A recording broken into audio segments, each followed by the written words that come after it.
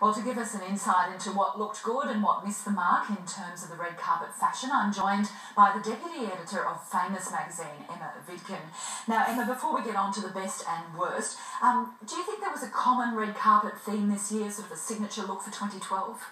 Yeah, look, there was certainly a few things that we saw a lot of. There were a lot of blush hues, embellishment, really soft colours, not a great deal of brights on the red carpet. And there was also quite a bit of colour blocking, so, predominantly one colour with then a pop of another. Why do you think all those sort of blush, soft colours were popular this year?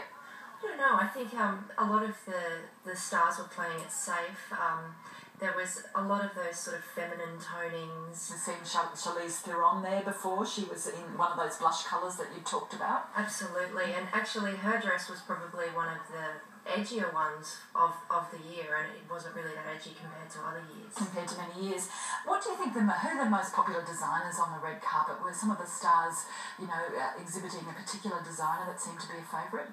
Yes, certainly, all the suspects were there, your Gucci's, Chanel's, Dior, and then a few of the smaller designers, Jason Wu, Jay Mandel, Oscar de la Renta. So yeah, there was lots of variety. Lots of variety. Let's start with some of the more controversial ones, and I think this is fair to say this is one. Tilda Swinton, yes. We just got a brief glance of there. Look, I have to confess, I've got absolutely no fashion expertise. There she is again, but I didn't like it. I'm sorry. What do you think? Look, she's Tilda Swinton. She does anything, doesn't she? She marches to the beat of her own drum. It's not for everyone. I'm not mad on the jacket personally, but looks like the collar's crooked. It's meant to be like that, though, isn't it? I like that she's a bit of a risk taker, and she's upping her trends. Good on her. Nicole Kidman, I thought, she always has some of these pale ones that we talk about, and a lot of people say it doesn't really suit her. She looks so pale, and what do you think? Do you think that does her the best look for Nicole Kidman to wear something so pale? I actually don't mind it personally. I think that the softness really, complements her skin tone. But she is a bit of a one-trick pony in terms of always the same colour palette, so it'd be good to see her mix it up. One of the controversial ones was Sarah Michelle Gellar. She caused a little bit of a controversy because she had this blue and white number on, and it sort of looked like blue and white tie-dye taffeta. Here it is here. Now, some people are saying, shocking. Other people are a bit of a fan. I'm a bit of a tie-dye bandit myself, so right. I quite like it, but I can certainly see how it's not for everyone, and I think maybe the frills at the bottom are a little bit too fussy with all of that business going on in the fabric, so... Yeah, there were a lot of frills at the bottom of dresses today, I noticed.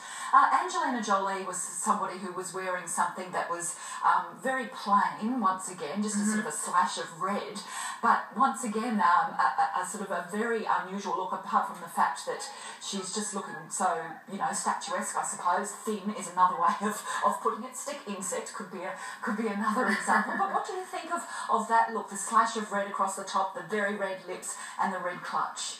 I adore the dress. I think it's very, very striking, and, she just stood out on the red carpet, absolutely. The red clutch, I think, is a little bit matchy-matchy. I think maybe she took it a little too far with the red lip, the red clutch. It was a bit literal, but all in all, a pretty good effort. Brad Pitt with his walking stick there, he's got a knee or a foot injury or something like that. Maybe that'll become the latest fashion accessories. There were a couple of show stealers, though, apart from that look from Angelina Jolie. Charlize Theron, as we talked about, and Zoe Deschanel. I'm not up with all of my stars, but they also had looks that people were particularly raising eyebrows and saying looked very good. Charlize there, for example. Absolutely. Charlize, she just looked like a goddess, and it's not an easy dress to wear with all of that volume on the side, but she pulled it off. The little diamante headband, amazing.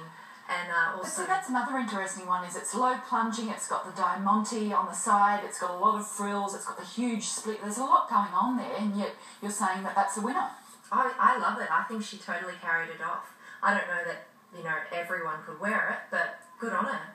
Do you think that these fashions that we see on the red carpet finally at Golden Globes, do they set the stage for Oscars, and do they set the stage for the industry for the months ahead? Usually people go a little more fun and flirty at Golden Globes. Generally it's considered a more of a relaxed night, so I think we'll maybe be seeing some more serious ball gowns and serious bling at the Oscars in a couple of weeks. It's fun to watch. Emma Vidgen, thank you very much for joining us. Appreciate it. Thank you so much. We'll stay